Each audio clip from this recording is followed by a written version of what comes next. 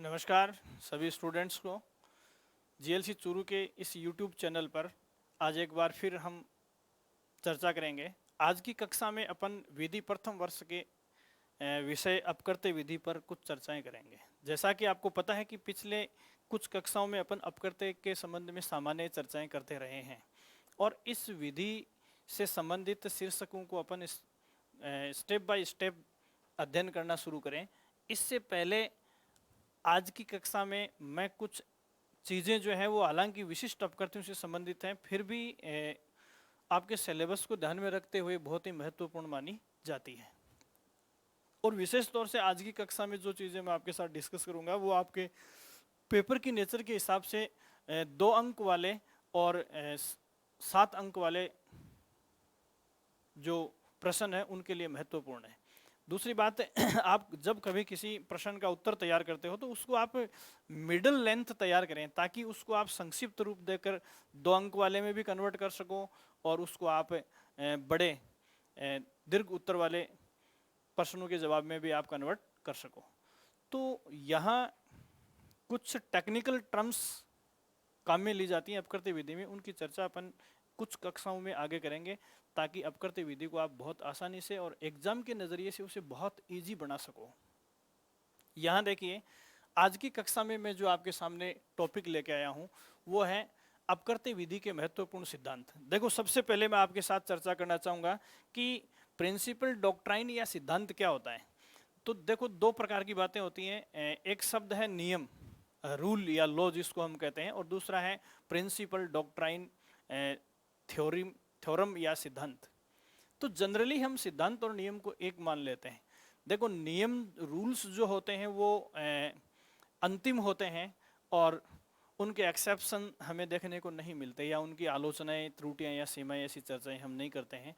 और सिद्धांत जो होते हैं उनकी अपनी कमियां होती हैं, त्रुटियां होती हैं या उनकी प्रासंगिकता जो है वो परिस्थिति विशेष में होती है, या इनको अपन नियमों की तरह एज ए पेनिस या यूज नहीं कर सकते। लेकिन फिर भी लिटरेचर में या विशेष तौर से अपन जिस सब्जेक्ट को पढ़ने जा रहे हैं उसमें कई जगह आपको लिखा हुआ मिलेगा सिद्धांत, नियम, और नियम में भी आपको कमियां मिलेंगी। इसका मतलब ये है कि जहाँ कहीं भी हम किसी नियम के साथ उसकी कमियां देख रहे हैं तो वो परफेक्ट लॉ या नियम नहीं कहा जा सकता।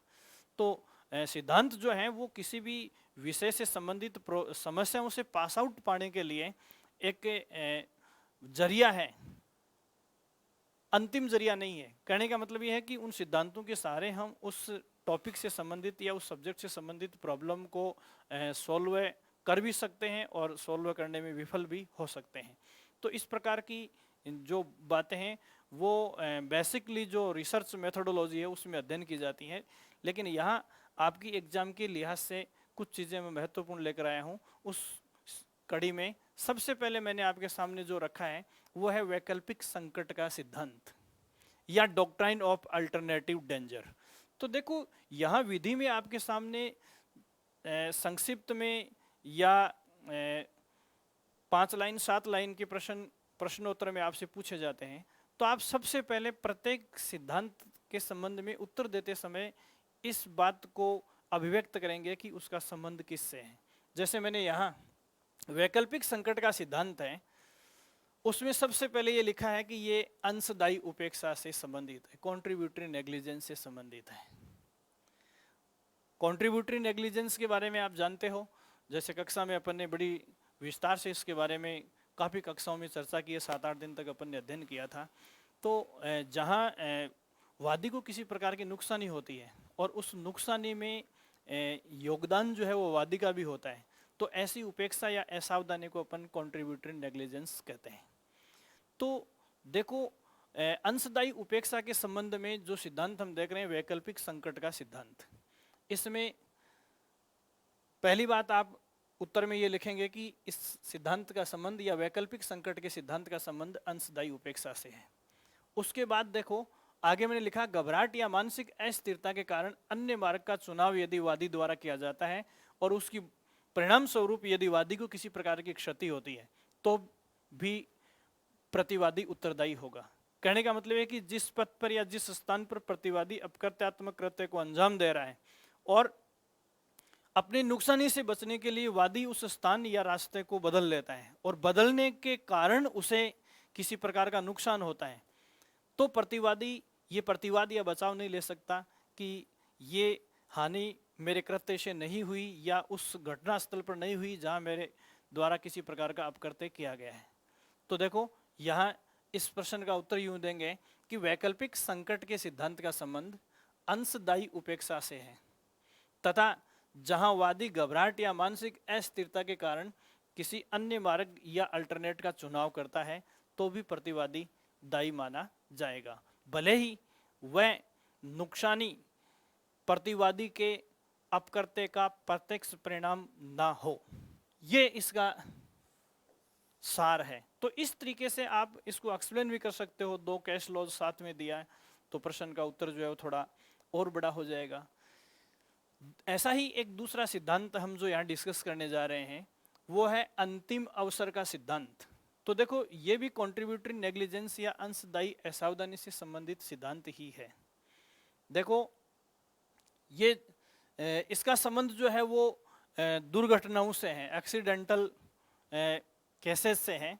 तो जहां कहीं भी किसी प्रकार की दुर्घटना होती है, अब दुर्घटना को टालने की जिम्मेदारी सभी पक्षकारों की होती है और दुर्घटना संबंधी मामलों में जब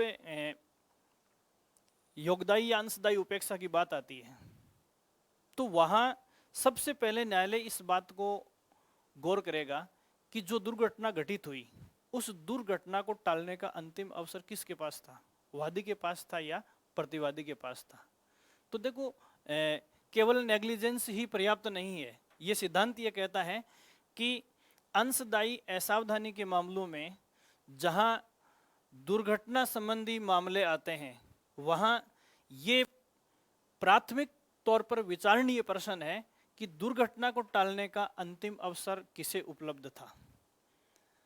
यदि वादी के पास दुर्घटना को टालने का अंतिम अवसर उपलब्ध था तो उसका वाद जो है वो एक्शनेबल या अनुयोज्य नहीं होगा, और यदि उस दुर्घटना को टालने का अंतिम अवसर जो है वो प्रतिवादी के पास यदि उपलब्ध था तो प्रतिवादी नुकसानी के लिए उत्तरदायी माना जाएगा। तो देखो दुर्घटना को टालने का अंतिम अवसर ये एक्सीडेंटल केसेस में एक बहुत ही महत्वपूर्ण बात मानी जाती है। इसी प्रकार देखो ये तीसरा जो सिद्धांत मैंने दिया आरंभ तय अतिचार का सिद्धांत, डॉक्ट्राइन ऑफ ट्रेसपास एब इनिशियो, डॉक्ट्राइन ऑफ ट्रेसपास एब इनिशियो। इसमें देखो पहली बात तो ये है कि इसका संबंध किससे है, अतिचार से है, ट्रेसपास से है।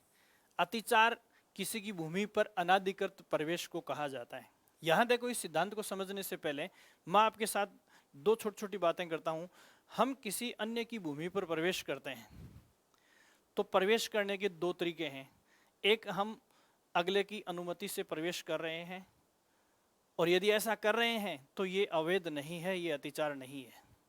और यदि हम अगले की अनुमति से प्रवेश कर रहे हैं तो ये अगर हम अनुमति से प्रवेश कर रहे हैं तो वैध है, अवैध नहीं है, इसलिए अतिचार नहीं है। और यदि हम बिना अनुमति के प्रवेश कर रहे हैं तो ये अवैध है और अतिचार है। लेकिन ये सिद्धांत एक ऐसी कंडीशन को भी अभिव्यक्त करता है जिसमें हम सामने वाले की भूमि पर प्रवेश तो उसकी अनुमति से करते हैं, लेकिन हम उस भूमि पर प्रवेश करने के बाद कुछ ऐसी घटनाओं को अंजाम दे देते हैं जिनकी परमिशन प्रवेश की अनुमति में शामिल नहीं होती है। और जैसे ही हम बिना अनुमति के प्रवेश के बाद किसी कृत्य को या उस भूमि के दुरुपयोग की घटना को अंजाम देना शुरू करते हैं तो ये हमारा कार्य अवैध बन जाता है। और जैसे इस कार्य को अंजाम देते हैं तो हम उस भूमि के लिए अतिचारी हो जाते हैं। और अतिचारी कब से होंगे? अतिचारी उस वक्त से नहीं होंगे जब हम उस भूमि का दुरुपयोग करना शुरू करते हैं, बल्कि हम ऐसे मामलों में उसी समय से अतिचारी हो जाते हैं जिस समय हम अगले की भूमि पर प्रवेश करते हैं। इसीलिए इस सिद्धांत का नाम रखा गया है आरंभ तय अतिचार, ट्रेस पास एब इनिशियो। तो देखो इसका उत्तर आप कैसे लिखोगे? इसका उत्तर आपको यूं लिखना है कि अतिचार आरंभ तय अतिचार के सिद्धांत का संबंध ट्रेस पास या अतिचार से है, और जहां हम किसी भूधारी की भूमि पर उसकी अनुमति से प्रवेश करते हैं, परंतु प्रवेश के बाद हम उसका दुरुपयोग करना शुरू करते हैं, और जैसे ही हम उसका दुरुपयोग करना शुरू करेंगे तो हम उस भूमि पर प्रवेश के समय से ही अतिचारी कहलाएंगे। तो कहने का मतलब ये है कि कई बार हम किसी अवैध कृत्य को अंजाम देते हैं, तो हम अवैध कर्ता उस कार्य को अंजाम देने के समय से नहीं, बल्कि उस कार्य की ओर जब हम रुख करते हैं तभी हम अवैध कर्ता घोषित हो जाते हैं। इस प्रकार आपको अपकृत्य विधि के संबंध में कई डॉक्ट्राइन्स के बारे में अध्ययन करना होगा। एक एक करके अगली कुछ कक्षाओं में ऐसी टेक्निकल जो बातें हैं उनकी अपन चर्चा करेंगे। आज की कक्षा में इतना ही। Thank you so much.